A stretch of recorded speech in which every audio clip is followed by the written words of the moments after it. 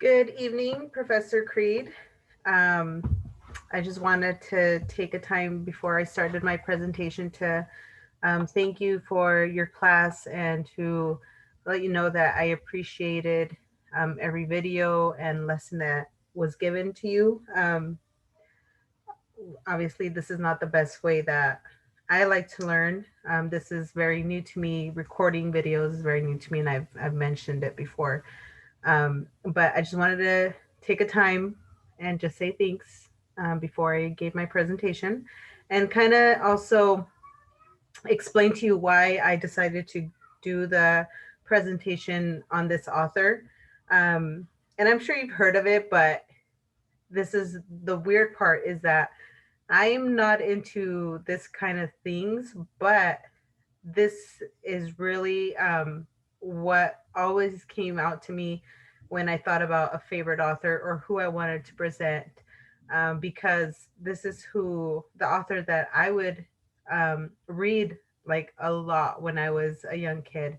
And the author that I chose was R.L. Stine. And I think I had written about it, about him being somebody, not that he's my favorite author, but it's just somebody that coming to second and third grade, his books were the ones that I remember now that I'm 35 years, um, that I remember reading so much about.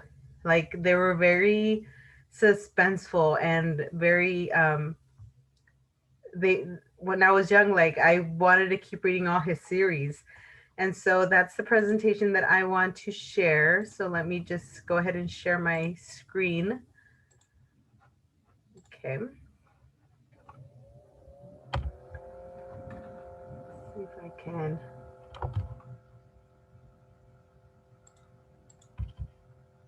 Okay. So, R.L. Stine. I thought about Judy Blume when I was looking through all the bibliography. Judy Blume really caught my attention, and that took me back to my childhood as well. The Indian in the Cupboard. I mean, just so many books that take me back to those days where I began reading and I just got addicted. But R.L. Stine, um, back in that day, in that time, his first books were, scary, but not like scary, scary, like things that I feel like nowadays, um when they do scary stuff, it's too scary and I don't like that kind of stuff. But a little bit about the author R.L. Stine.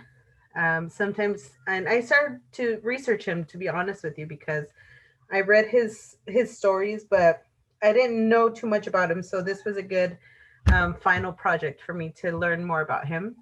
He was known as Jovial Bob Stein and Eric Affaby. He's an American novelist. I knew that. Short story writer, television producer, which I know that now because now my boys, one time they wanted to watch it and I didn't let them for some reason. I was like, no, you can't watch it. He was a screenwriter and he's now an executive editor. His life story. They asked him a question in an article that I was reading, and they would ask him why do I write these creepy books? And R.L. Stein asks, I just like to scare people, which I thought was interesting. Um, Robert Lawrence Stein was born October 8th, 1943 in Ohio, Columbus, Ohio. He states that they were very poor. I had to wear my cousin's clothes to school, and I think that made me very shy. It's one reason why I like sitting in my room and writing. And I thought that was interesting too.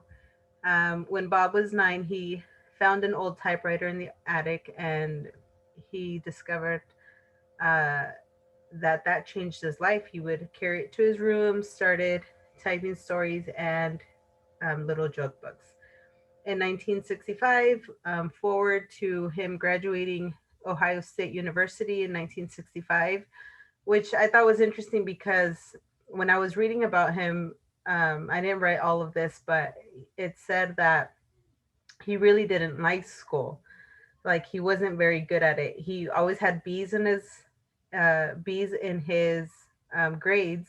But then when I saw that he went to college, I was like, okay, but he went to college, so something must have connected him to wanting to go to college. And so I figured it was his writing, and he knew he was good at it, and just that connection. I wish I had a better connection into writing. It's always given me the interest in writing, but I don't think I'm great at it, but I try to practice.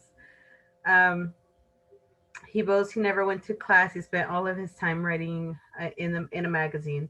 In 1967, Bob headed to New York City to become a writer. He went to work at Scholastic, writing for school magazines. Then he began to write joke books and humor books for kids. He wrote books such as How to Be Funny, The Sick of Being Sick book, and 101 Creepy Creature Jokes. So I think that's where it kind of started.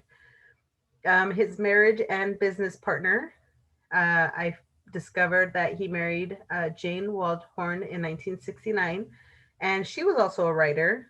So, they worked on several books together, and then they both formed the publishing company Parachute Press, and that helped create all of R.L. Stine's most popular book series. In 1986, R.L. got scary. He wrote his first teen horror novel, Blind Date. It became an instant bestseller. Many scary teen novels followed, including Beach House. The Babysitter, Hit and Run, says Bob. I told myself, forget the funny stuff. Kids like to be scared. And if I think back, um, I didn't like to get scared, but I liked the suspense of knowing what was going to happen in the next chapter. So if that's what he did for little kids, it worked because that made me want to keep reading those books.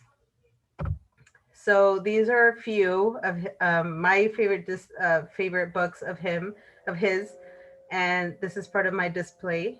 So I didn't put them in order which one I liked first, but the first one that I remember reading about was Go Eat Worms and The New Girl, and which one was it? Well, Night of the Living Dummy. I mean, those were like, I think those were his favorite ones, or his first ones, because I read those first. But these are some of the ones that I remember: The Revenge of the Lawn Gnomes, Be Careful What You Wish For, The Haunted School, and Blind Date. My Harriest Adventure too. But the ones that I want to talk about today, um, or do an overview, were Let's Get Invisible. This was one of the first ones also that I read. I didn't put it in the display because I wanted to mention it in this one. But I remember reading about this one because this boy gets a present, or he goes into the attic and he finds that it's a mirror. And I remember reading about it, just going down memory lane. Um, he starts to get visible, but it gets to the point where, like, at first it's really fun because you know he's invisible, he's doing things, and now it's like, okay, I'm not coming back, so am I going to be lost forever? And so the story was very suspenseful, especially when you're in third grade and you begin to have emotions of suspense and you just want to keep reading. So that book made me feel that way. um, I have a third grader now, and he's read maybe one or two books of R.L. Stine. Now I don't know if I would let him, just because I think he's gone like a little bit too overboard with his scariness. I don't know. I should probably look into that again. And they wanted to watch the movie, but I didn't let them. I think I already mentioned that. So that's the overview for Let's Get Invisible. And then these were my favorite.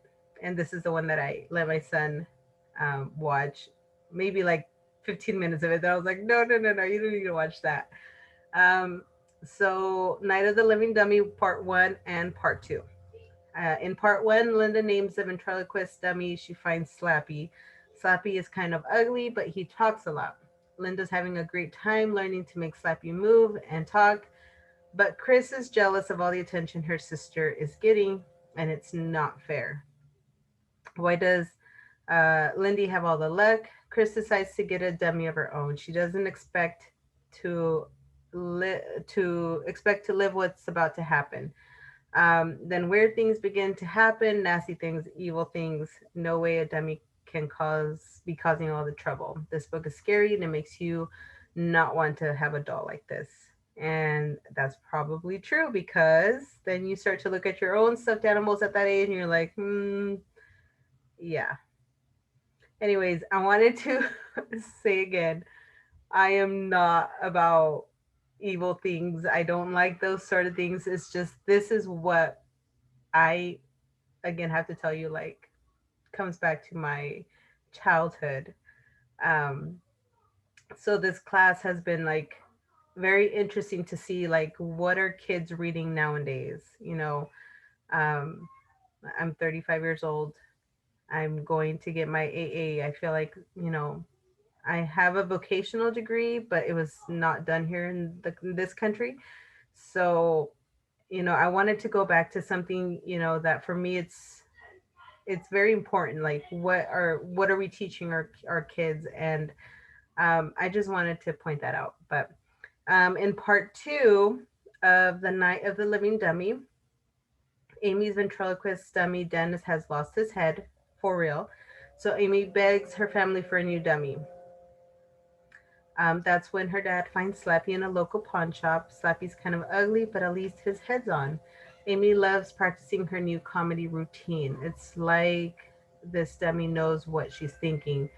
Like, he can move by himself. It's a lot of fun until Slappy starts a routine of his own, a nasty, horrible routine that isn't funny at all. Um, and so that's what I enjoyed, and I hope um, you enjoyed it as well. And I wish you would have been here to kind of just discuss these things with me. And um, again, thank you for taking the time to listen and for all your work. So have a great night, and we will see you soon, hopefully in person in another class.